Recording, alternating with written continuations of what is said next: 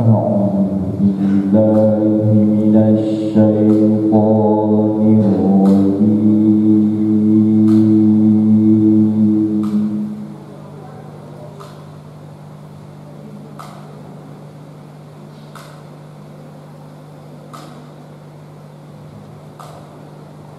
بسم الله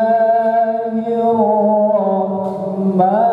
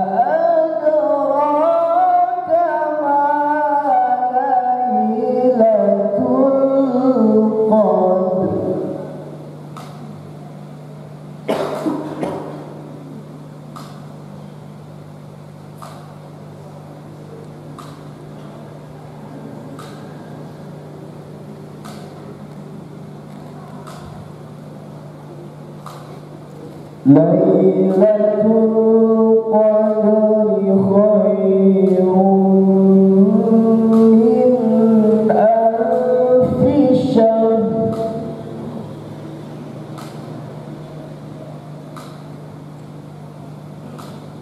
Tanazzalul malaikatu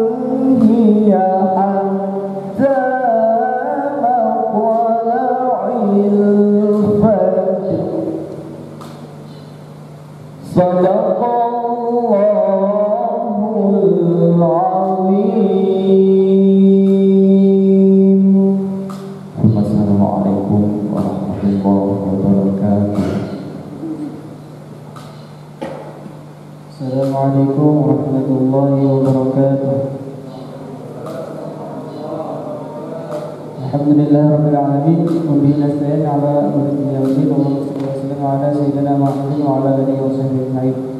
Alhamdulillah kita berikan puji syukur kehadirat Allah Subhanahu wa taala karena berkat hidayah dan inayah kita dapat berkumpul di masjid yang mulia ini. Salawat serta salam kita berikan kepada junjungan kita Nabi Muhammad sallallahu alaihi wasallam.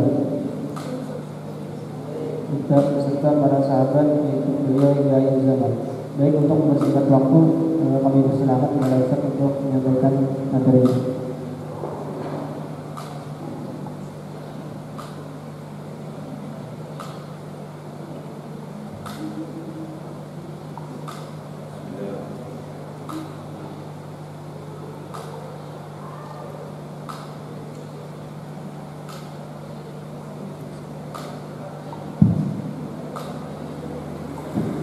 Bismillahirrahmanirrahim. Assalamualaikum warahmatullahi wabarakatuh. Alhamdulillah rabbil alamin, nahmaduhu wa nasta'inuhu wa nastaghfiruh wa na'udzu billahi min shururi anfusina wa min sayyiati a'malina. Man yahdihillahu fala mudilla lahu wa man yudlil fala hadiya lahu. Asyhadu an la ilaha illallah wa asyhadu anna Muhammadan 'abduhu wa rasuluhu la nabiyya ba'dahu.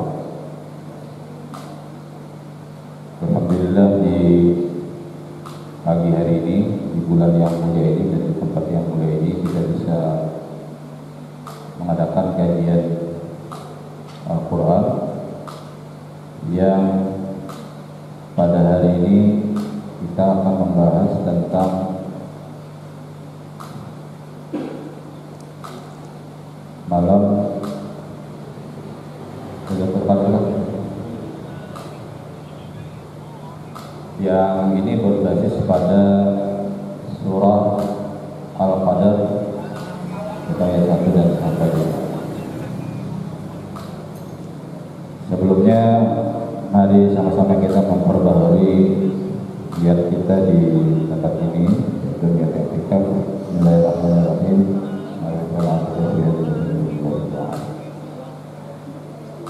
Agar mudah-mudahan keberadaan kita di masjid ini menjadi keberkahan dan menjadi terjadi pada sisi Allah Subhanahu wa taala. Para mahasiswa dan mahasiswa sekalian dirahmati Allah Subhanahu wa taala,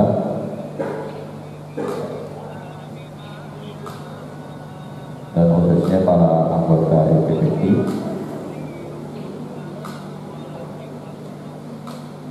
tema ini dipilih di samping memang ditawarkan oleh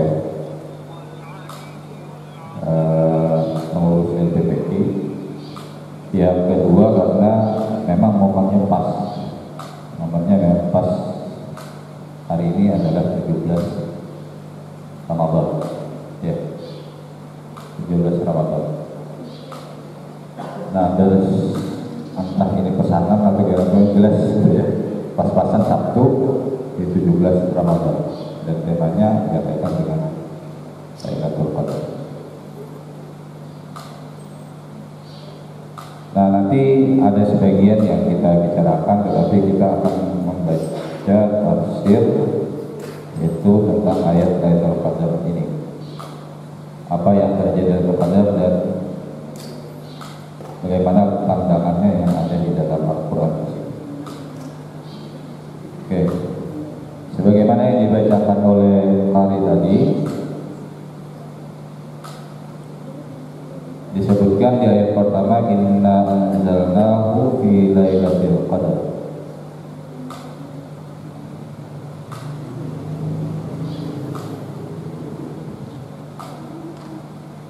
Nah, kalau melihat dari perspektif tafsir karena kita harus merujuk ke sini. Biasanya ada kalimat yang diawali dengan inna. Inna itu apa gerakannya? Huruf apa itu? Harus taukid. Jadi huruf penguat. Inna, sesungguhnya. Untuk apa Al-Quran atau kalimat dalam bahasa Arab yang diawali dengan inna? Nah, tujuannya dipakainya inna ini adalah ingin memberitakan bahwasanya berita yang akan disampaikan itu adalah benar-benar terjadi atau benar-benar penting. Makanya ini pakai inna. Ya sama saja misalnya kalau kita ingin memberitakan sesuatu, pasti biasanya sesungguhnya, bujuran lah, bukan bahasa Indonesia, bahasa Banjarnya. Bujuran, artinya kan ketika diawali seperti itu, maka berita yang akan diberitakan setelah kalimat, setelah huruf ini, itu berarti penting. Makanya di sini diawali dengan inna. Tetapi di sini kan na ya. Jadi sesungguhnya kami ya. Memang asalnya itu innana. Innana. Cuma disatukan menjadi inna. Sesungguhnya kami, asalnya innana itu. Innana lalu inna dijadikan satu. Itu biasa terjadi di susunan bahasa Arab, memang seperti itu. Jadi bisa pakai innana, bisa inna. Jadi sesungguhnya kami telah menurunkan. Apa yang diturunkan? Hu-nya. Ini kan tidak disebut Al-Quran kan? Inna anzalnahu. Tidak disebutkan inna anzalna Al-Quran. Apa maksudnya? Kenapa tidak disebutkan inna anzalna Al-Quran? Kenapa disebutkan inna anzalnahu? Nah, selama ini kan kita langsung beranggapan atau langsung menyimpulkan bahwasanya hu itu adalah kembali ke Al-Quran. Ya, itu tidak salah, itu benar. Tetapi kenapa Al-Quran itu memakai hu, tidak Al-Quran? Langsung kata-kata Al-Quran. Nah, ini kajian tafsir juga. Jadi kita mengkajinya seperti ini. Kalau sebelumnya kita di aliyah atau di tempat lain, itu kan selalu kata Al-Quran, hu itu adalah Al-Quran. Lalu kenapa tidak disebutkan alasan kenapa hu tidak Al-Quran? Nah, di sini nanti dalam penjelasan tafsir ada. Yang pertama dulu, inna anzalnahu. Di sini kalau di tafsir ini supaya kita ada asal-asalan, jadi membaca ujuk kita tafsir, ada ujar-ujar lagi kan. Ini memang ada rujukannya. Saya artikan saja, itu yang pertama mengambil tafsir Jalalain. Di Jalalain disebutkan inna anzalnahu, itu disebut ay al-Qur'ana. Jadi hu itu maknanya adalah Al-Quran. Artinya bujur ya saudara, yang selama ini menjadi pahaman kita atau penafsiran kita. Jadi hu itu adalah Al-Quran. Nanti saya jelaskan kenapa dia disebut Al-Quran. Terus kata dalam tafsir ini, ay Al-Quran jumlatan wahidatan minal lauhil mahfuz ila sama'id dunya. Jadi Al-Quran itu anzalnahu, Allah turunkan minal lauhil mahfuz jumlatan wahidatan ila sama'id dunya. Itu Allah turunkan dari lauhul mahfuz ke sama'id dunya, itu jumlatan wahidatan. Apa arti jumlatan wahidatan? Sekaligus. Bahasa kalau ngomong itu perundungan, sabijian. Jadi Allah turunkan dari lauhul mahfuz ke sama'id dunya. Sama'id dunya itu adalah yang di atas, ada langit dunia namanya. Itu secara sekaligus.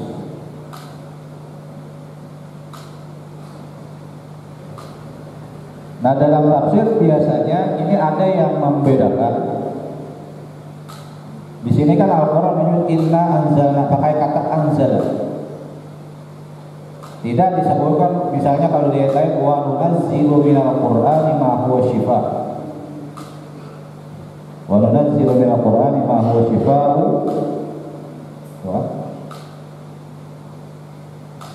Wa rahmatu wa hudan, itu kan wa rahmah.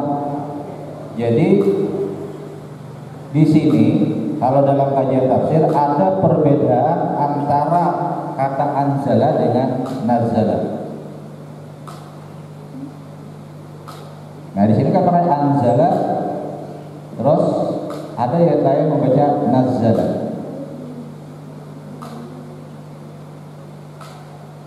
Ini orang PPA ada PPA. Kita kalau ahlinya PPA dulu. PPA harus besar. Apa bedanya anzala dengan nazala? Asal katanya memang anzala, tapi satu nazala, satu anzala. Ada bedanya? Ya beda baik ya. Sebut di kota Pak Alim, sebut di kota Tasdid Izainya. Nggak maksudnya artinya. Nah kalau dalam kajian tafsir itu biasanya kalau kita baca di kitab tafsir, termasuk yang saya bawa ini tafsir Al-Misbah, ketika kata anzala, kata anzala dulu ya. Kalau kata anzala itu bermakna bahwasanya Al-Quran itu diturunkan secara sekaligus. Itu anzala.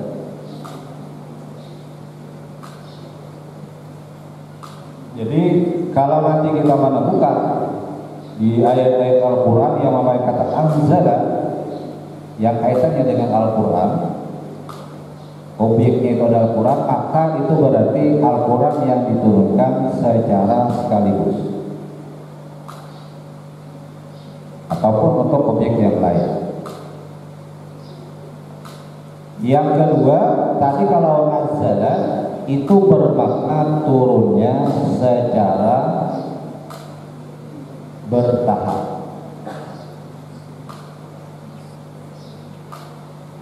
Jadi itu turunnya secara bertahap.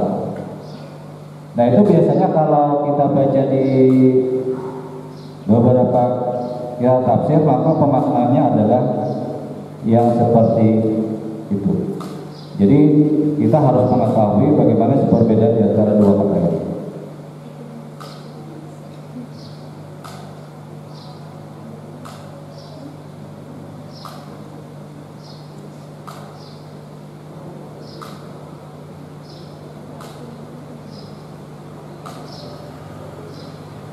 Terus yang berikutnya yang saya jelaskan, ketika memakai hu tadi ya, kenapa tidak disebut dengan langsung Al-Quran?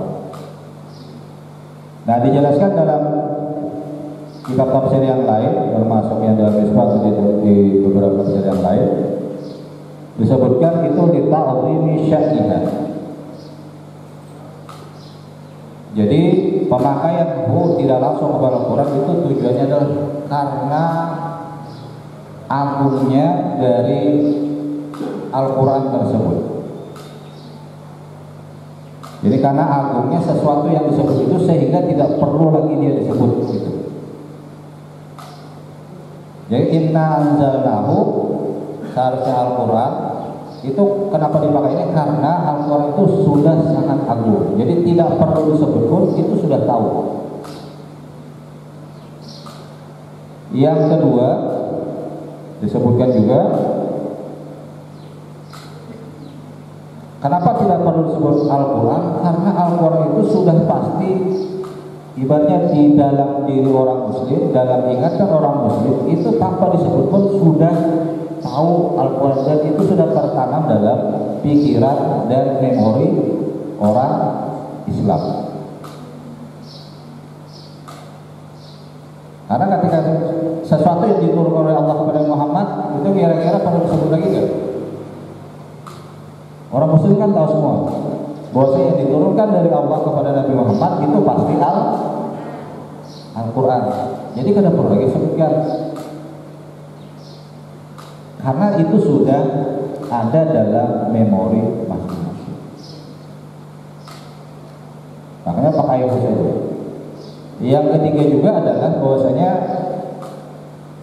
ini menunjukkan bahwasanya seharusnya Al-Quran itu meresap dalam diri umat muslim.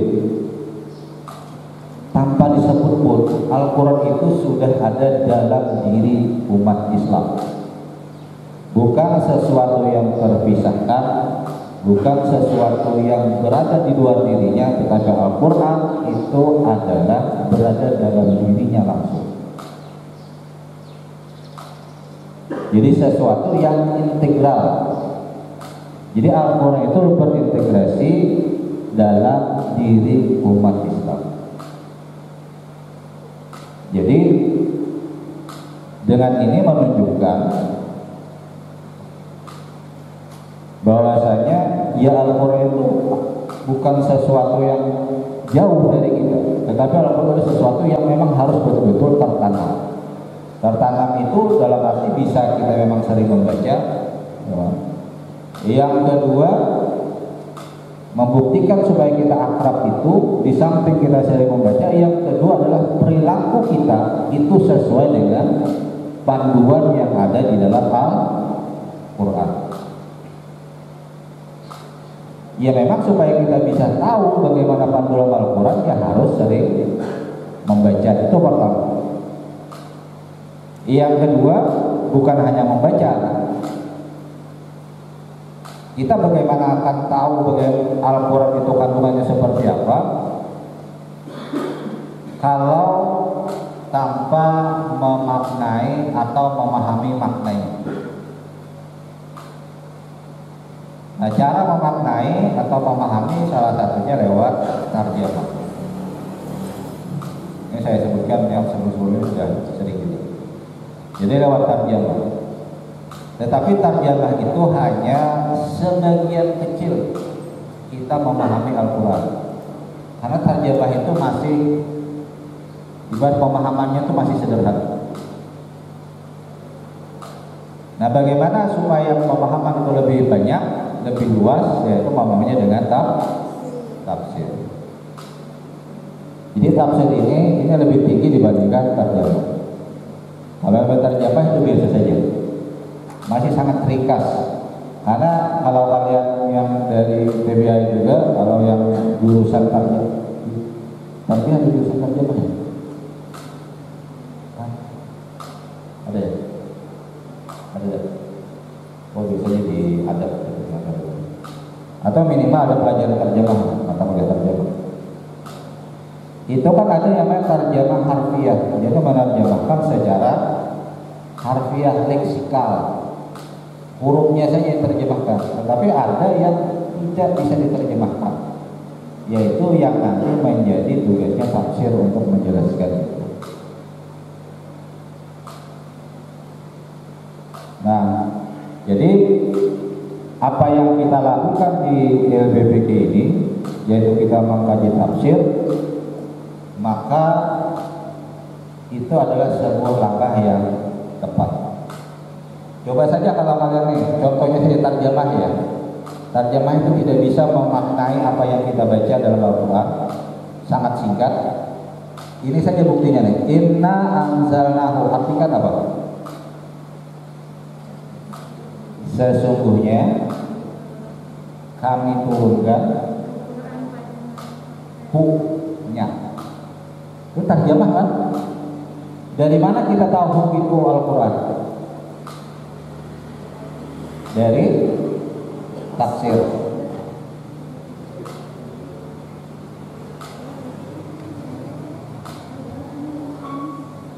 Nah, kita tahu hukum itu adalah dari tafsir. Ini membuktikan bahwasanya tafsir itu sangat penting dalam memahami Al-Quran.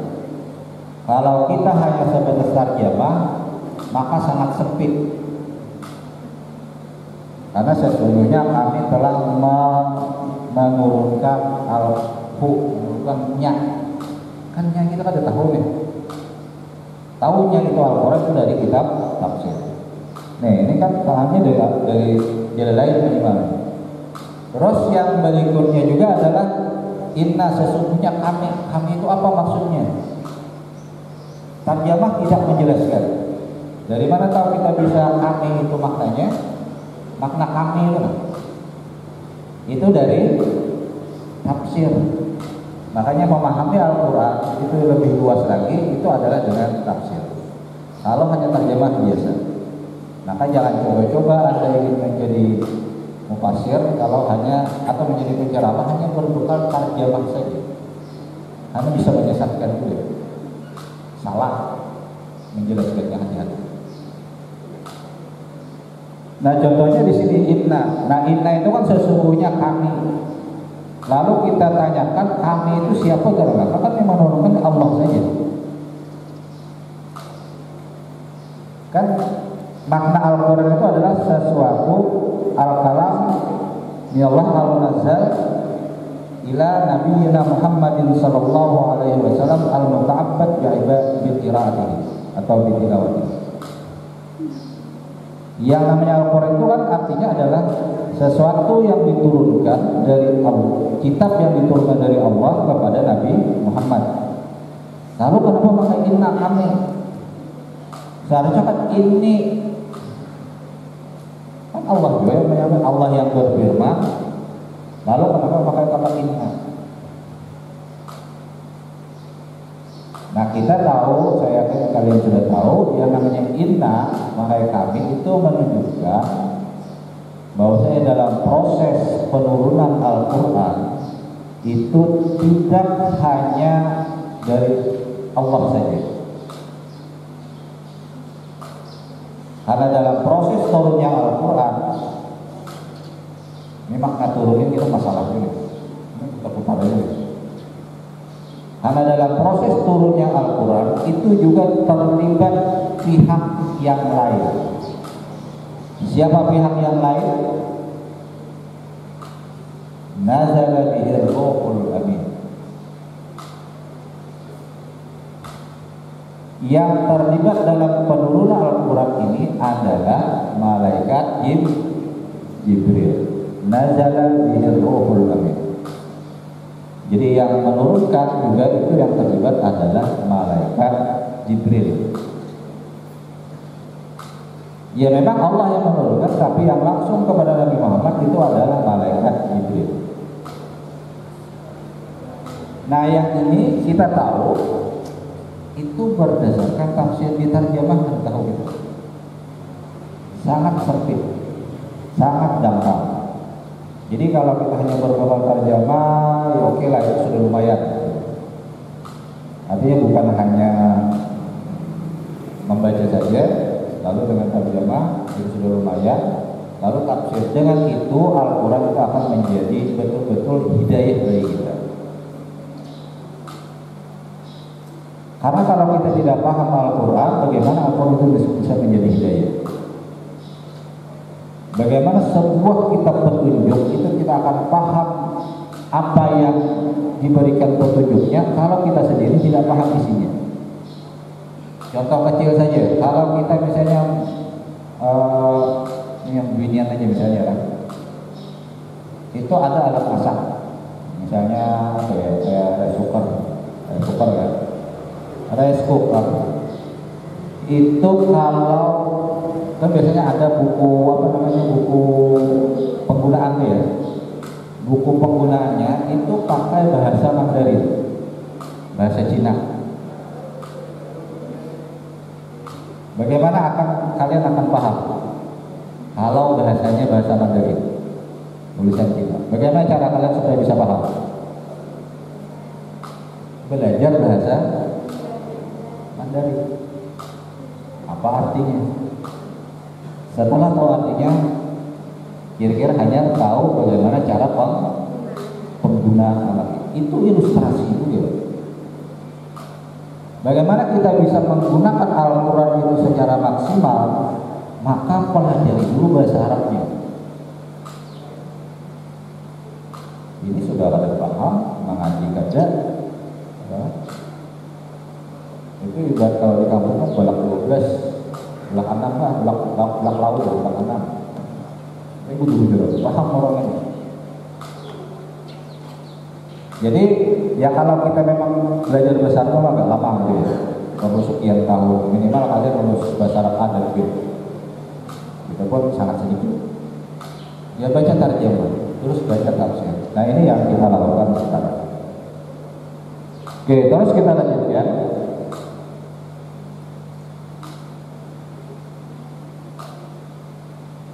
Jadi tadi Al-Quran itu diturunkan secara sekaligus minal lauhil mahfuz ila samai dunia. Yang ini terjadi kapan? Yaitu terjadi disebutkan kalau dalam Ibnu Katsir di Al-Bidayah wa Nihayah, ada yang mengatakan menurut beliau itu di malam 17 Ramadan. Jadi itu turun pertama kali, sehingga di negara Indonesia dan di beberapa negara peringatan nuzulul Quran itu diadakan biasanya di malam 17 Ramadan. Tetapi ada lagi yang mengatakan di ayat lain, bukan ayat lain ya, dalam pendapat lain di situ juga di Al-Bidayah Ibnu Katsir, ya di malam 20-an atau 24 Ramadan, pokoknya di malam akhir di bulan Ramadan. Karena di sini ada sedikit masalah, itu kan inna anzalnahu fi lailatul qadr, Lailatul Qadar. Nah yang kita pahami Lailatul Qadar itu apa? Adalah hadis taharraw Lailatul Qadri fil witri minal ashril awakhir min Ramadan. Itu kan ada hadis taharraw Lailatul Qadri, carilah Lailatul Qadar fil witri minal ashril awakhir, diganjil pada 10 malam terakhir min Ramadan, dari bulan Ramadan. Artinya 20 atas kan. Nah kalau 17 Ramadan, nah kan agak masalah nih. Maka katanya turun Al-Quran di 17 Ramadan, tapi Al-Quran ada inna anzalnahu fi lailatul qadri. Turunnya Al-Quran di malam Lailatul Qadar. Nah di sini lalu dijelaskan oleh bahwasanya menurut Ibnu Katsir tadi bisa di 17 Ramadan. Jadi ada yang mengatakan 17 Ramadan, tapi bisa juga memang sesuai dengan Lailatul Qadar tadi.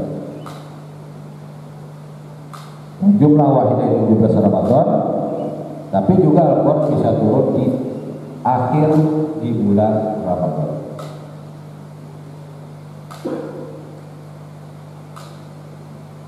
Oke, yang seterusnya hanya ya bagian awal tentang kita.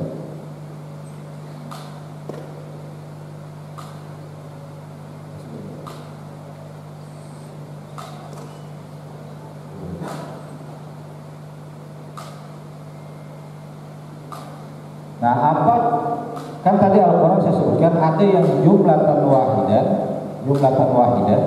ada yang diturunkan secara sekaligus, ada yang diturunkan secara berangsur-angsur. Kalau kitab suci yang lain itu Allah turunkan seperti Zabur, Injil, Taurat, itu diturunkan Allah secara sekaligus. Kalau Al-Quran ini diturunkan dengan dua cara ini.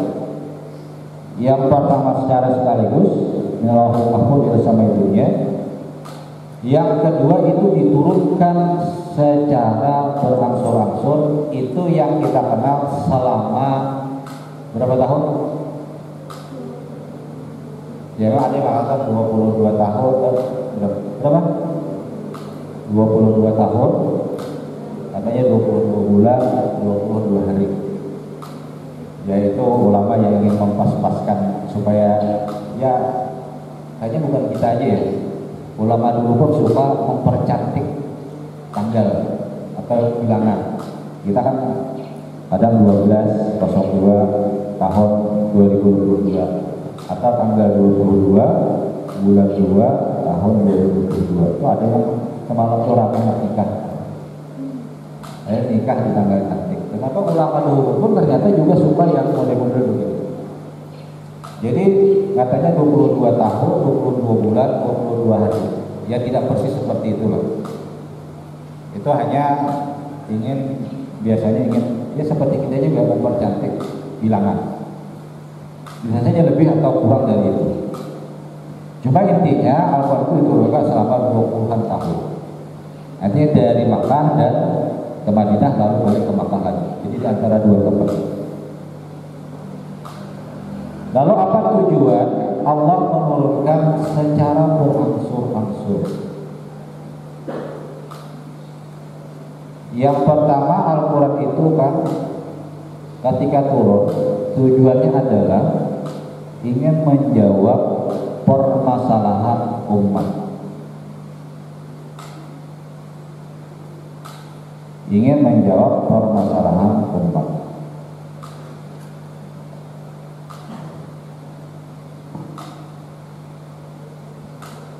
Karena seringkali Nabi Muhammad itu beliau didatangi oleh para sahabat atau orang lain yang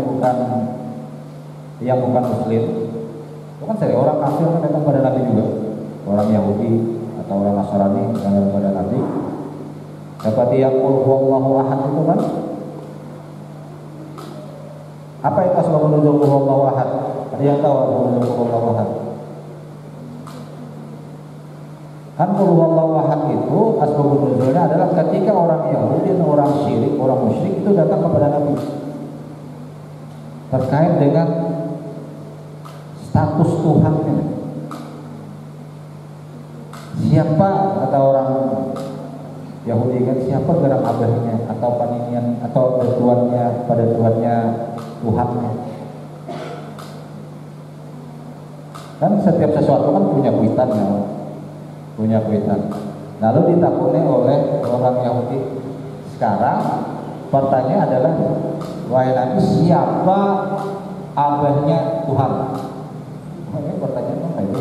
Orang Yahudi berapa? Siapa abahnya Tuhan? Akhirnya turunlah ayat ini, surah ini. Qul huwallahu ahad. Katakan bahwasanya Allah itu adalah Maha Esa. Allahus Samad. Lam yalid wa lam yulad. Allah itu tidak beranak dan tidak diperanakan. Artinya Allah itu ada witan dan tidak ada anak. Ini orang Yahudi yang berkata. Ada juga orang syirik, orang musyrik dia berkata kepada Nabi, wahai Nabi, pertanyaannya, Allah itu kan menciptakan makhluk. Lalu siapa yang menciptakan Tuhan? Nah ini orang musyrik. Lalu dijawab dengan ayat ini kan, lam yalid wa lam yulad wa lam yakul lahu kufuwan ahad. Dan Allah tidak ada sesuatu pun yang setara dengan Allah. Ini yang tadi disebutnya, bahwa yang datang kepada Nabi itu tidak sebatas orang Muslim saja, tetapi juga orang Yahudi, orang Nasrani, dan orang musyrik. Jadi Al-Quran turunnya seperti ini adalah tujuannya ingin menjawab permasalahan umat, baik umat Muslim di saat itu atau juga umat yang lain. Makanya turunkan secara berangsur-angsur. Yang kedua, tujuannya adalah ingin menghibur Nabi. Jadi Al-Quran turun kepada Nabi Muhammad itu sebagai hiburan.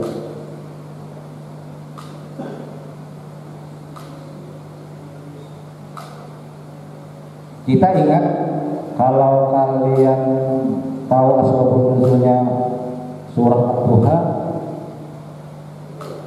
Ada ingat surah Ad-Duha? Di antaranya itu kan wa wajadaka dhallan fahada. Wa duha wa laili saja ma wadda'aka rabbuka wa ma qala. Apa artinya ma wadda'aka rabbuka? Mana PBG ada? Ma wadda'aka rabbuka. Nah, kita baca membaca Wadduha nih. Pokoknya surah yang paling dihafal kalau di imam. Kalau sudah nyanyok baca yang lain Wadduha tadi. Bisa ditolak. Imam nyanyok baca wasyamsi kada sampai-sampai. Iqra kada bertong. Akhirnya Bismillahirrahmanirrahim Wadduha. Karena Wadduha itu kan berhafal. Ya sering kalau mau menjadi kakak itu pasti Wadduha yang dihafal. Jika kakak. Nah di situ kan ada yang mawaddah rabbuka, dan Allah tidak sekali-kali meninggalkan engkau wahai Muhammad. Karena pada saat itu Nabi Muhammad itu dituduh atau dianggap oleh orang kafir Quraisy pada situ kan wahyu sudah lama tidak turun kepada beliau. Akhirnya Nabi Muhammad itu menjadi sedih, gundah gulana. Tidak diturunkan Al-Quran, lalu kata orang kafir Quraisy, nah Nabi Muhammad, engkau Muhammad sudah ditinggalkan Tuhan. Lawas sudah wahyu boleh turun. Akhirnya wahyu pun turun. Dijawab dengan ini, Wadduha ma wadda'aka rabbuka. Allah tidak sekali meninggalkan engkau wahai Muhammad. Akhirnya ketika turun wahyu, Nabi menjadi terhibur. Nah ini juga maknanya bahwasanya, makanya saya bicarakan wa nunazzilu minal qur'ani ma huwa syifaa'un wa rahmatul lil mu'minin. Al-Quran itu disebutkan itu menjadi syifa, menjadi penyembuh. Penyembuh itu ada kayak obat luka keluar mana. Misalnya kalian luka kesayat kah, kesayat tadi itu membaca Al-Quran misalnya. Itu bukan itu maksudnya. Bisa saja memang ada yang mengatakan ada yang bisa membaca Al-Quran bisa sembuh, itu bisa Al-Quran mungkin saja terjadi. Tetapi pemaknaannya yang syifa di situ adalah terkait dengan penyakit hati. Kalau orang lagi stres, lagi galau, terus uang kada datang dan kiriman, duduk di masjid baca Al-Quran. Pastilah ditambah aja. Ini kan yang memastikan ini kan bukan saya. Allah sendiri wa yunazzilu minal Qur'ani ma huwa syifa'. Jadi Allah sudah mengatakan yang tadi itu sebagai syifa, sebagai penyembuh penyakit hati kita. Galau misalnya, galau tinggal pacaran, kalau dulu udah putus, gitu. Galau, ya baca saja Al-Quran. Memang susah, kalau yang pernah baca susah, ya baca saja Al-Quran. Ya memang awalnya susah juga kita membaca, orang galau-galau suruh baca Al-Quran agak susah. Ya Anda merenung dulu, lalu setelah itu baca Al-Quran. Ya ke masjid misalnya. Nah di masjid itu kan nanti kalau kita baca Al-Quran, ya banyak saja cara Allah untuk memberikan kalian penyembuhan. Tadi misalnya tidak punya duit, ada ke masjid, kalau bulan puasa, masih sampai buka puasa dapat makan. Atau Allah memberikan malaikatnya lewat orang. Kalau orang merasa kasihan pada kalian duduk, ya ada yang pun sebaiknya saya ingin berjalan, pas kita lihat orangnya kalian yang kena duluan. Ya, bisa saja dengan cara-cara yang seperti ya 1001 cara bagi Tuhan untuk memberikan rahmat. Nah jadi kenapa tadi jumlah yang diturunkan secara berangsur-angsur adalah tujuan yang minimal dua tadi. Yang pertama adalah ingin menjawab permasalahan umat, yang kedua adalah untuk menghibur Nabi Muhammad. Jadi hiburan. Yang itu memaknai bahwasanya kita pun supaya tidak sedih lagi, terhibur ya dengan Al-Quran. Ya healing dengan Al-Quran. Jangan healing. Saya termasuk yang tidak termasuk untuk jalan-jalan ke pantai ke pantainya suka gitu ya. Cuma kalau ke tempat itu sakit jalannya ngapain gitu. Oke, kalau jalannya nyaman saya senang ke pantai, tetapi kalau jalannya sakit ngapain ke pantai? Sudah sakit awal sampai di pantai oke nyaman, kulitnya sakit tulang, tak bantai. 2 hari pulang sakit awal, sudah ya. Saya agak aneh tuh kayak orang Jakarta itu kan seperti itu. Ke puncak macet, pulangnya macet pulang. Anak hiburan apa? Hiburan macet di jalan, mungkin bagi orang Jakarta hiburannya itu adalah macetnya itu.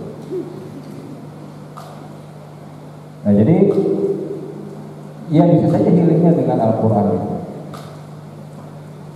Ya memang kelas kita ini kayaknya belum sampai di situ, tapi usahakan kita bisa sampai dengan healing Al-Quran.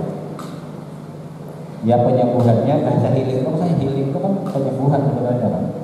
Cuma diplesetkan oleh yang generasi sekarang healing itu ya nyari hiburan, jalan-jalan, healing. Tapi healing itu kan penyembuhan sebenarnya.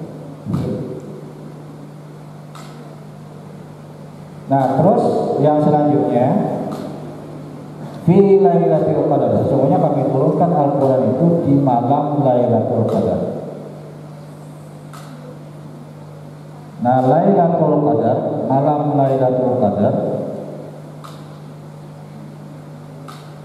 yang pertama makna Lailah. Kalau di tafsir ini fi Lailatul Qadar itu asyaraf wal azam. Jadi Al-Qadar itu artinya kemuliaan atau keagungan, itu Al-Qadar. Mana Al-Qadar.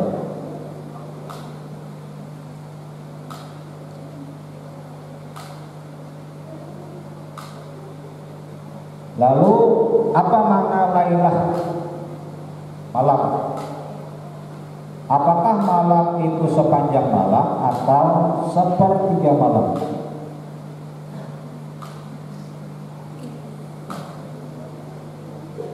Nah ini kan ulama tadi berbeda-beda lagi.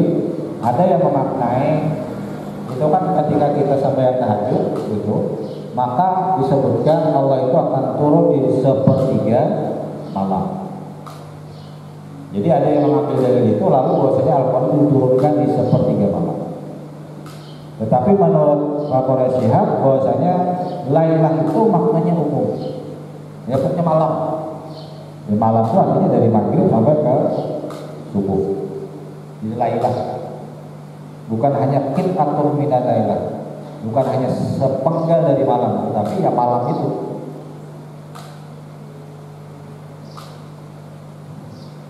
Terus Al-Qadar. Al-Qadar sini maknanya asyaraf wa qadar, kemuliaan. Nah kalau di sini yang saya ambilkan dari bukunya Pak Quraisy Shihab, makna Al-Qadar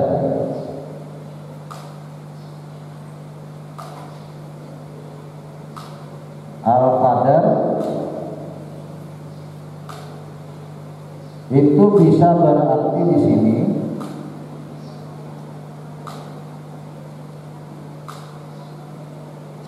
yang pertama maknanya jelas ada 4 kata beliau makna Al-Qadar.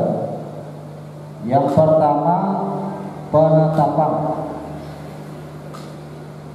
Jadi makna Al-Qadar itu penetapan. Jadi malam penetapan.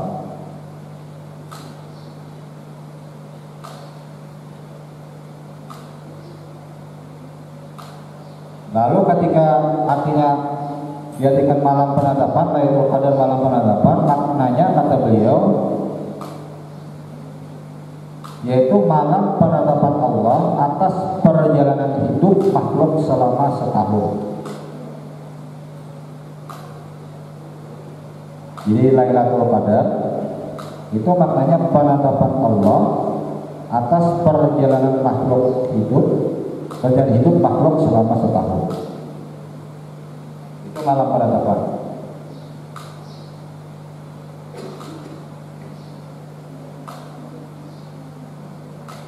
Jadi di malam ini kita akan ditetapkan orang itu baik atau tidak setelahnya nanti setahun. Jadi kalau misalnya kita di bulan Ramadan ini, selama bulan Ramadan baik atau tidak? Kalau dia baik di bulan Ramadan, maka selanjutnya itu bisa akan menjadi baik. Itu akan ditetapkan Allah baik atau tidak orang. Tergantung usaha dia selama di bulan Ramadan. Kalau dia berusaha untuk menjadi baik di bulan Ramadan, maka selanjutnya dia akan menjadi baik. Kalau di bulan Ramadan dia biasa-biasa saja, maka dia nanti setelahnya juga akan biasa-biasa saja.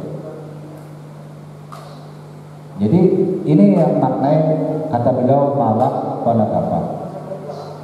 Yang kedua, Al-Qadar bermakna pengaturan.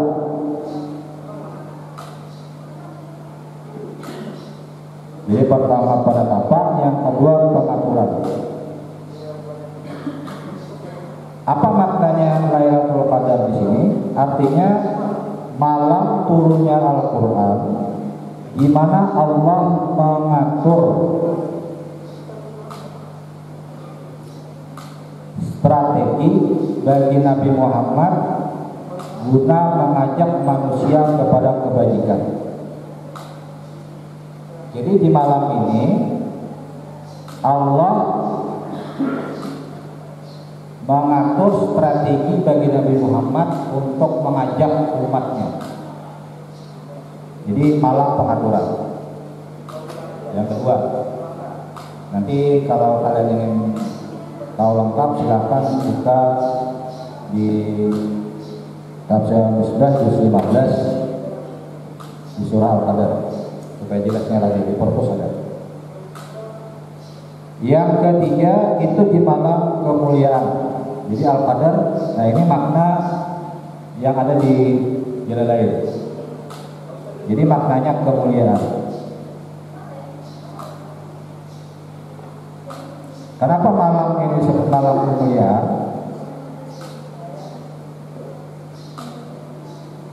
Maknanya di sini, malam tersebut menjadi mulia karena kemuliaan Al-Qur'an.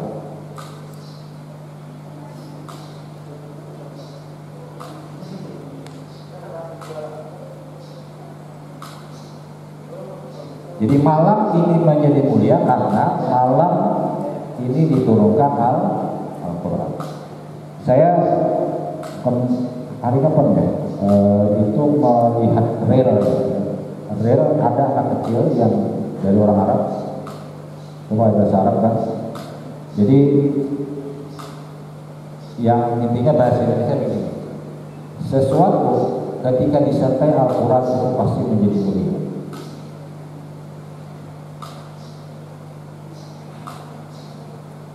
Sesuatu ketika dia disertai dengan Al-Quran atau dia dimasuki oleh Al-Quran, maka dia pasti mulia.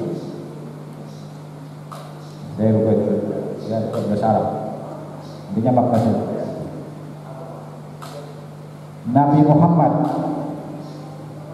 diturunkan kepada beliau Al-Quran, lalu beliau menjadi khairul mursalin. Yang lain kan Nabi Musa, Nabi Isa, Nabi Daud itu kan diturunkan di kitab suci. Tetapi kenapa Nabi Muhammad itu menjadi khairul mursalin, menjadi sebaik-baik rasul, khairul anbiya, sebaik-baik nabi? Karena diturunkan kepada beliau Al-Qur'an. Terus bulan Ramadan, kenapa Ramadan itu menjadi khairul syuhur, menjadi sebaik-baik bulan, afdal syuhur, yang paling utama dari semua bulan? Karena di Ramadan nazala fihi Al-Qur'an, karena turun di bulan Ramadan itu ada Al-Qur'an. Jadi bukan sekadar karena di situ diwajibkan bulan puasa, karena di dalamnya itu juga diturunkan Al-Quran. Terus kenapa Lailatul Qadar itu menjadi mulia? Karena di malam itu diturunkan Al-Quran. Begitu juga orang yang di dalam dirinya tertanam Al-Quran, maka dia menjadi orang. Coba di hadis, orang yang hafal Al-Quran menjadi apa? Ahlullah. Terus di hadis Nabi, khairukum man ta'allama al-Quran wa 'allamahu. Kita menjadi sebaik-baik makhluk, menjadi sebaik-baik orang itu kalau kita mengaji, mengajarkan Al-Quran dan juga belajar Al-Quran. Nabi Muhammad menjadi mulia diantaranya karena diturunkan kepada beliau Al-Quran. Pertama, bulan Ramadan menjadi mulia, yang paling mulia di antara bulan yang lain karena diturunkan Al-Quran di bulan ini. Malam Lailatul Qadar menjadi mulia karena diturunkan Al-Quran di bulan ini, di malam ini. Umat Islam atau seorang mukmin menjadi mulia, menjadi ahlullah karena dia menjadi orang yang selalu berinteraksi dengan Al-Quran. Makanya orang ahlullah yang hafalatul Quran, orang yang hafal kepada Al-Quran itu adalah ahlullah. Ada tahu ahlullah kalau artinya Allah. Maksudnya kalau Tuhan itu kita kalau jin, kalau bupati ini kira-kira nyaman nggak ada? Atau kalau tuan guru aja, atau kalau guru aja itu jadi mulia, ya kan? Itu kalau guru aja kan? Itu kita berpikir sedikitnya orang kalau guru aja orang taharap kan tidak? Karena kalau guru aja ini ahlullah keluarganya Allah. Jadi umat Islam kalau berinteraksi banyak dengan orang, dia akan menjadi kuat. Belajar, mengajar, maka dia pasti akan menjadi orang terbaik. Nah, di sini saya sebutkan malam kemuliaan. Terus yang keempat itu Al-Qadar, maknanya sempit. Kenapa sempit dimaknai? Karena di malam ini kata Muhammad Syihab, malaikat sangat banyak turun ke bumi sehingga bumi ini menjadi sempit. Nah itu maknanya. Jadi di antara sifat malam Lailatul Qadar itu ya adalah malaikat turun ke bumi. Saking banyaknya itu sehingga bumi ini menjadi sempit. Kita jangan melihat karena kita terguling dan mata batin kita memang masih gelap. Jadi mata batin bukan mata inilah, tapi mata batin yang masih gelap, sehingga tidak melihat bagaimana misalnya itu adalah malam kemuliaan, sehingga menjadi sempit. Dan kalau kalian baca di hadis juga terkait dengan malam Lailatul Qadar, itu salah satu cirinya adalah kalau di pagi hari itu katanya sinar matahari itu redup. Kalau malamnya terang, kalau sorenya, kalau paginya itu menjadi redup.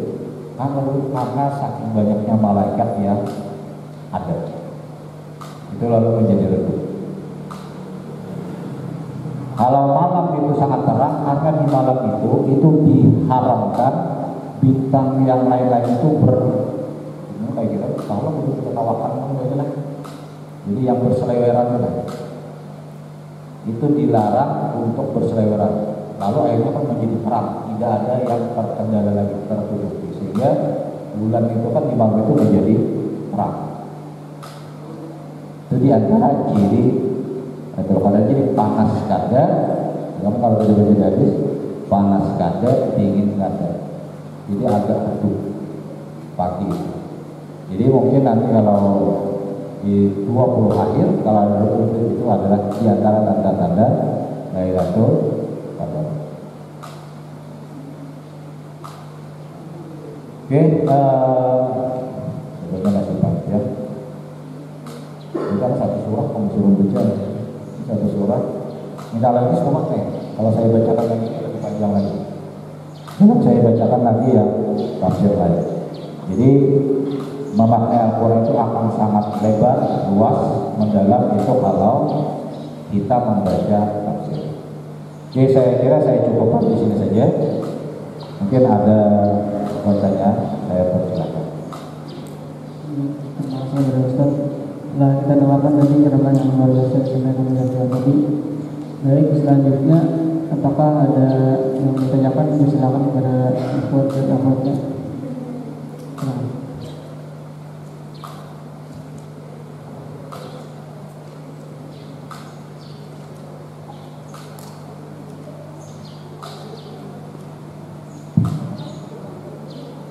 Bismillahirrahmanirrahim. Perkenalkan nama Allah Muhammadin dari kelompok Ustaz.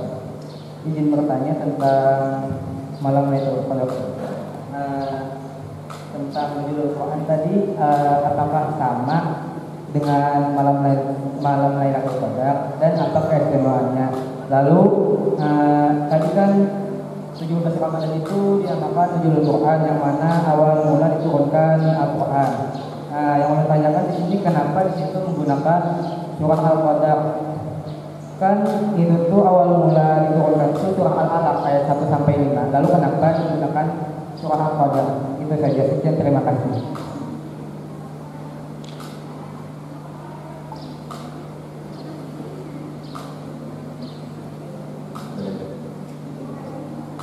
Yang lihat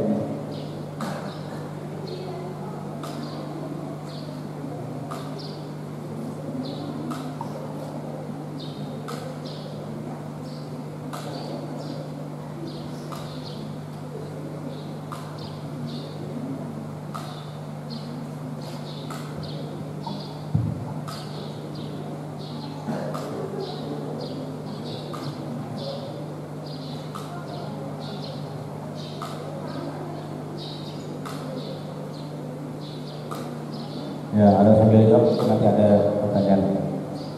Ya, yang pertanyaan kedua dulu ya, kalau saya tangkap langsung. Itu kan pertanyaannya tadi, kenapa memakai surah Al-Qadar untuk turunnya Al-Quran, bukan surah Al-Alaq ayat 1 sampai 5. Al-Alaq itu adalah wahyunya, wahyu yang pertamanya. Tapi untuk menjelaskan bahwa kapan Al-Quran itu diturunkan, itu di malam Lailatul Qadar di bulan Ramadan. Jadi waktunya, jadi waktu turunnya itu di bulan puasa di malam Lailatul Qadar, atau yang sebenarnya Nuzulul Quran. Apa yang diturunkan? Yang pertama itu adalah ya tadi ayat 1 sampai 5 dari surah Al-Alaq. Jadi tidak ada perselisihan. Yang satu mengenai waktu, yang satu mengenai apa yang diturunkan. Kan kalau kita berita itu kan dimulai satu hal kan. Jadi apa, siapa, apa, who, when, how, where, why. Itu yang pertama. Yang kedua, tadi apa tadi?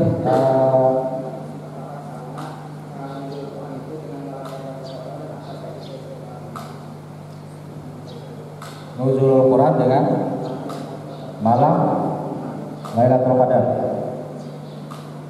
Dan apa keistimewaan apa maksudnya? Keistimewaan di antara keduanya.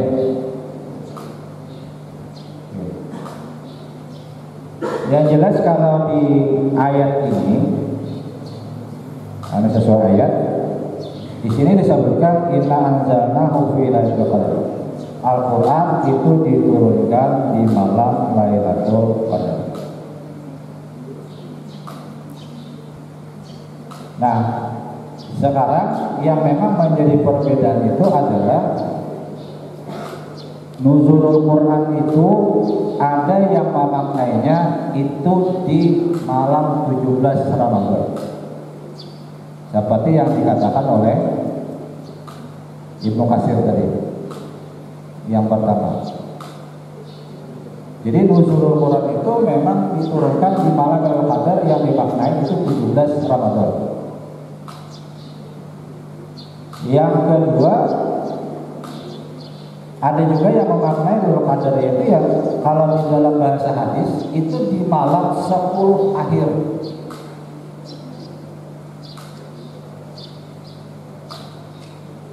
Jadi nuzulul Quran bisa dipisah tadi memaknainya, bisa dimaknai bahwa nuzulul Quran itu 17 Ramadan. Itu yang pertama dulu yang saya sebut. Jelas ya? Nuzulul Quran itu bisa dimaknai hanya 17 Ramadan saja. Seperti yang pendapat Ibnu Katsir. Tetapi bisa juga untuk mengatakan supaya pendapat ini sama, karena ketika kita baca di hadis Lailatul Qadar itu kan 10 akhir. Lalu di pendapat yang Ibnu Katsir itu juga ada yang mengatakan, kata beliau, itu di malam 20-an Ramadan, bahkan ada yang mengatakan 28 Ramadan. Jadi akhirnya ini di malam Lailatul Qadar yang di akhir. Jadi kalau dikatakan malam Lailatul Qadar ya malam nuzul Quran juga. Tapi kalau nama bisa juga ada pendapatnya yang ini. Yang 17 khusus, 17 Ramadan ada. Kalau malam Lailatul Qadar ada yang khusus, ada juga, karena versi hadis memang khusus. Jadi kita bisa saling mengambil mana di antara pendapat-pendapatnya. Ada yang memang nanti akan menjadi beda, kapan Lailatul Qadar maka di akhir 17 Ramadan kan. Tapi yang Ibnu Katsir tadi itu sudah menggabungkan pendapat. Maksudnya kata beliau bisa 17 Ramadan, bisa juga ya dimaknai yang di akhir tadi. Jadi yang di 10 akhir. Nah, saya kira yang di 10 akhir itu tidak salah, yang 17 Ramadan juga tidak salah. Ya kalau kemuliaannya ya nuzulul Quran kalau 17 Ramadan, kalau terkait malamnya ya kalau khusus Lailatul Qadar jelas ya. Sudah jelas bahwasanya di malam itu diturunkan banyak malaikat. Bagi siapa yang merasakan Lailatul Qadar itu, maka dia akan ditentukan kebaikannya dari saat itu sampai yang akan datang. Bagi siapa yang merasakannya. Nah, apakah selalu dimaknai? Kita seringnya tidak dapat Lailatul Qadar. Jadi kayak ada perorangan gitu lah. Turun kepada dia lalu menjadi biasanya lebih mulia dulu, ada kayak di Kamuntai dulu kayak siapa ambil itu kan. Ketika dapat kamu belum Qadar ya. Dulu rame mendapati yang kami rutin itu. Saya betul ya Kamuntai di mana. Itu orang dulu sungai habis kalau miskin. Rame tukang parkir kalau sok tanah kalau sok dari negara mana-mana tuh Alabiu, Kamuntai, dari Danau, dari Bitir, Sulakan, dari Manarap, Sulakan, Kepilik, dia juga Sulakan, Kamuntai. Mendatangi yang tadi. Nah bisa yang benar seperti itu. Atau sebenarnya Lailatul Qadar ini bisa saja dirasakan oleh semuanya. Bagaimana caranya? Kalau dilakukan oleh Syihab itu adalah di bulan Ramadan itu kita semua berusaha untuk sebaik-baiknya. Nah nanti di malam 10 akhir itu nanti Allah akan memberikan ada semacam perasaan bagi kita untuk bertekad jauh lebih baik dari sebelumnya. Nah kalau kita sudah merasakan itu, ada tekad untuk meninggalkan yang sebelumnya buruk, lalu kita ingin menjadi baik, berubah dari 180 derajat dari jahat ke lebih baik, maka sebenarnya jadi dia sudah mendapatkan Lailatul Qadar. Ini maknanya apa? Tidak mesti Lailatul Qadar itu dilihat yang turun cahaya. Nah, versinya ada mengatakan turun malaikat pada dia lalu diberikan Lailatul Qadar. Tapi menurutnya versi Imam Quraisy bisa saja Lailatul Qadar itu orang yang di malam nanti 20 Ramadan di akhir itu. Makanya kan taharrau, carilah di 20 akhir itu dengan memperbanyak ibadah. Karena kalau kita sudah memperbanyak ibadah, biasanya dalam hati kita itu akan berubah. Yang asalnya kita menjadi dari buruk, kita ingin menjadi baik. Kalau kita memproklamasikan diri untuk menjadi baik, seperti kalau kita di awal tahun baru itu kan ada resolusi akhir dan awal tahun. Ada kan menjadi memperlihatkan tahun baru. Nah, kalau kita sudah punya resolusi untuk menjadi baik, pada dasarnya kita sudah dapat Lailatul Qadar. Jadi kalau Lailatul Qadar di ujung itu biasa-biasa itu berarti kan Lailatul Qadar gitu. Jadi kadang mesti maknanya siapa? Kadang mesti Lailatul Qadar itu yang berbentuk cahaya dari kita. Tetapi bisa jadi dalam hati kita itu ada perasaan kuat untuk berubah dari buruk menjadi baik. Asalnya menjadi maksiat lalu punya tekad kuat harus lepas dari maksiat. Nah, itu kita dapat Qadar. Caranya apa? Di malam akhir itu, di malam-malam akhir itu banyak ibadah. Kalau Anda banyak duit, Anda dapat tekad kuat. Nah, kenapa duit beda banget? Ada cara bisa melihat cahaya, ada cahaya melihat lampu, ada cahaya itu. Orang duit itu beda Qadar kan? Ada yang duit pakai itu cahaya lampu. Gitu ya. Ada lagi? Ya, silakan.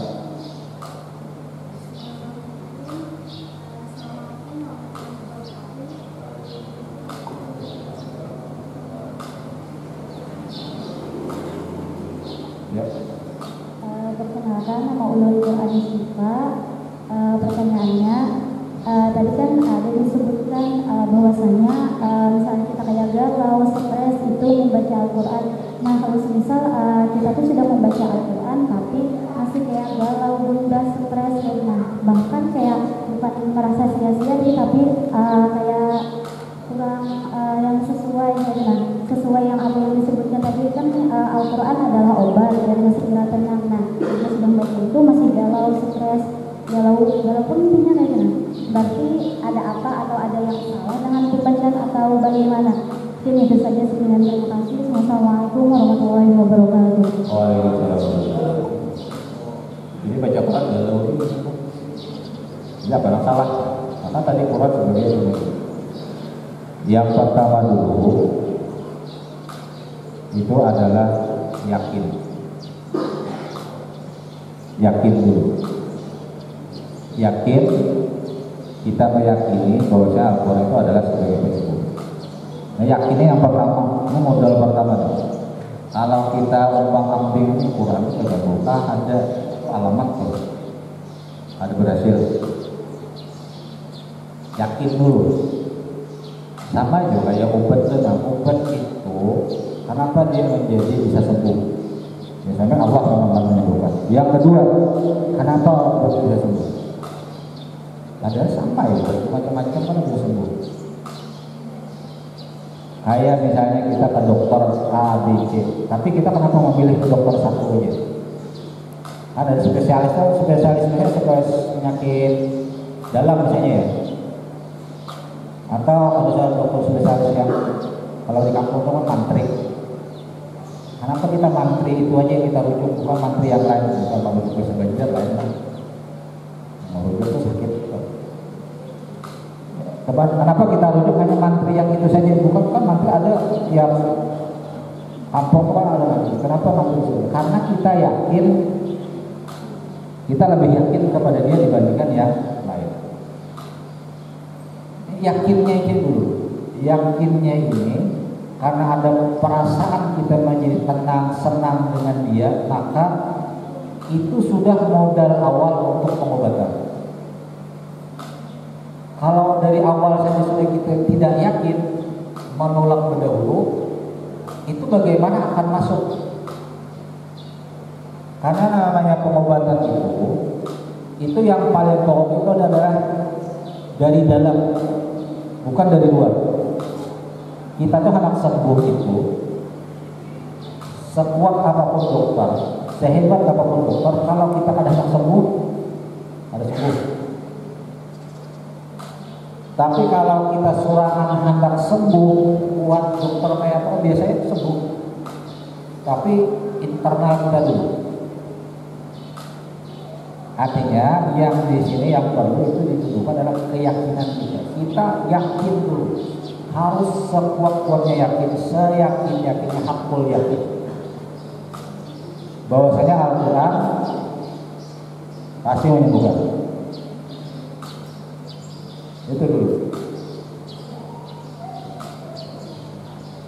Saya kasih tahu dulu para sahabat seperti Ibnu Abbas misalnya, itu memang agak aneh gitu ya, dibandingin kita. Menurut Ibnu Abbas semua yang dalam Al-Quran itu memecahkan semua masalah, sampai mencari jarum hilang pun dalam Al-Quran. Jarum hilang itu ingin membuktikan bahwasanya Al-Quran pemecah semua masalah, solusi semua masalah. Yakinnya berdahulu, yakin maksudnya yang ingin saya sampaikan di sini, yakin berdahulu dengan Al-Quran. Kalau kita seorang tidak yakin, ya pelajaran.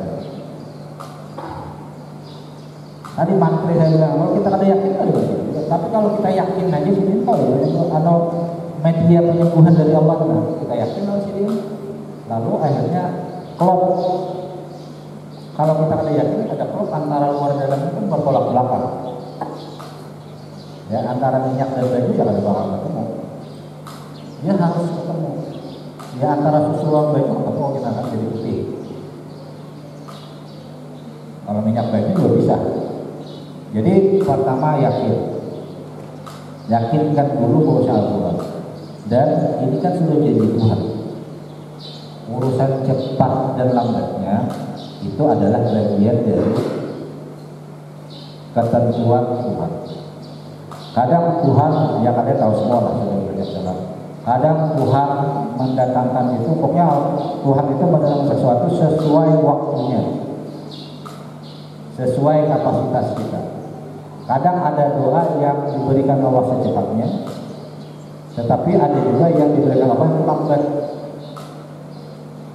Ya lambat itu ya sesuai juga. Kayak sekarang kalian kalau diberi duit 1 miliar, kira-kira sanggup pada. Ini saya kira yakin kita pasti berdoa di malam bulan Ramadan. Allahumma inna nas'aluka al-'afafa wal ghina. Ya Allah, berikanlah kami afaf, afiat. Afaf itu kan kemuliaan diri, ya, menjaga diri, wal ghina dan kekayaan. Pasti berdoa berdatang terus berdatang kita nih kan. Apakah dia turun langsung dikabulkan oleh Tuhan? Langsung diberi 1 miliar sok? Kan ada. Karena kalau kalian diberi 1 miliar itu belum tentu menjadi mulia, menjadi baik. Kan tidak sanggup untuk mengatur duit 1 miliar. Jangan-jangan duit 1 miliar itu dibawa bukan menjadi taat, tapi menjadi ada yang diskotik, ada yang noknya jalan-jalan bebas kayak opak, ada yang menjadi maksiat. Nah jadi memang nanti bisa cepat atau lambat. Cepat itu juga ya Allah sudah mengatur kepada kita. Lambat itu bagian dari ujian Tuhan. Kita nih yakin adalah Tuhan. Ya yakin aja. Memang ada orang yang coba masuk Kristen gara-gara lambat ya, dari masuk Kristen cepat. Itu ya bagian dari itu, setan bisa aja jalan seperti itu. Jadi yang pertama tadi yakin, yang kedua ya kita dalam hal ini ya karena terkait dengan itu ya memang harus ada proses. Yang ketiga itu caranya bilang tadi yang sebelumnya ya kita akan bisa memfungsikan Al-Quran dengan semaksimal-maksimalnya itu kalau kita memahami betul-betul Al-Quran. novel akan terasa seru dibaca kalau kita paham artinya. Seseru-seru novel bahasa India, ujar orang India, kalau kita baca ada paham lalu itu ya maksudnya. Seseru-seru novel Cina berbahasa Cina, diceritakan oleh Cina, kita kayak paham. Artinya Al-Quran itu akan berfungsi maksimal, bisa menjadi hiburan bagi kita itu kalau kita paham isinya. Saya alhamdulillah ya walaupun tidak terlalu paham bahasa Arab sebaiknya juga, tapi kalau saya baca Al-Quran itu kayak berpandir kan? Jadi oh ini maksudnya dia memang ada kalau saya jus langsung, tapi kan memang saat lambat sehayat halaman itu kan kita kayak berpandir isinya kan? Kayak berpandir oh ini sehingga dari saya jus sangat lambat untuk karena sehalaman aja kita sama baca membaca karena kita baca kisah oh ini maksudnya ini paling salah masa kali duduk lambat kita baca kisahnya ya. Kalau yang misalnya kalau kita langsung yang berbahasa Arab, jadi itu maksudnya seperti itu ya. Jadi ada tiga ini yang jelas kita harus bisa akan maksimal kalau kita memahami ayat dengan sebaik-baiknya. Nah ini ya kalian saya lagi dari BPJ itu bagian dari itu. Ya usahakan ya kalau tafsir baik tepat lah misalnya kalau anak bukan buku tafsir bisa juga bila tafsir karena agak mahal nanti mungkin kalian setelah lulus kalau dijauhi diisi buku tafsir lah di masa penting. Ya bukan kalau jurusan IAT di melakukan tafsir tapi sebagai muslimnya. Ya walaupun jurusan matematika, pendidikan matematika punya tafsir Quraisyihat kan kalau belum bisa. Oke, gitu ya. Jadi modal pertama yakin dulu. Kalau ada yakin itu nggak boleh. Oke, ada lagi? Ya. Ada. Oke, kalau tidak ada, jadi saya cukupkan. Jadi intinya dari apa yang kita bahas ini bahwasanya di malam Lailatul Qadar wa fi Lailatul Qadar sesungguhnya ketika Al-Qur'an diturunkan di malam Lailatul Qadar, artinya dengan turunnya Al-Qur'an ini maka bulan puasa itu menjadi mulia karena bulan Ramadan menjadi mulia karena Al-Qur'an. Karenanya ketika kita ingin menjadi mulia, ingin menjadi berharga di mata umat, maka kita harus tetap berinteraksi dengan Al-Quran. Jangan lepas dari Al-Quran. Karena kata Nabi, nawiru buyutakum bitilawati Al-Quran. Rumah itu akan menjadi baik, menjadi taat, menjadi baik, menjadi berbahagia itu kalau di dalamnya dibacakan Al-Quran. Walaupun rumah gubuk, rumah itu akan menjadi susah.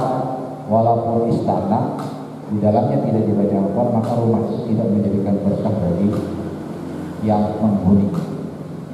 Maka sering kalian lihat banyak saja yang terjadi permasalahan kekacauan di sebuah rumah tangga karena di dalam rumah tangganya tidak disertai dimakmuri dengan Al-Quran.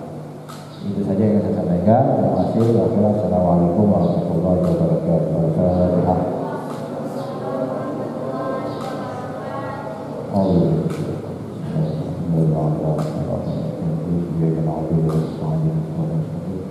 اللهم